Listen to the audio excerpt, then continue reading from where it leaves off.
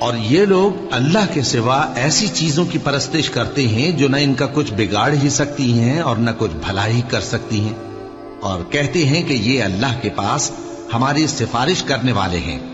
کہہ دو، کیا تم اللہ کو ایسی چیز بتاتے ہو جس کا وجود اسے نہ آسمانوں میں معلوم ہوتا ہے اور نہ زمین میں؟ وہ پاک ہے اور اس کی شان ان کے شرک کرنے سے بہت بلند ہے۔ کیا انہوں نے اللہ کے سوا اور سفارشی بنا لیے ہیں؟ کہو کہ خواہ وہ کسی چیز کا بھی اختیار نہ رکھتے ہوں اور نہ کچھ سمجھتے ہی ہوں تب بھی۔ کہہ دو کہ سفارش تو سب اللہ ہی کے اختیار میں ہے، اسی کے لیے آسمانوں اور زمین کی بادشاہت ہے، پھر تم اسی کی طرف لوٹ کر جاؤ گے۔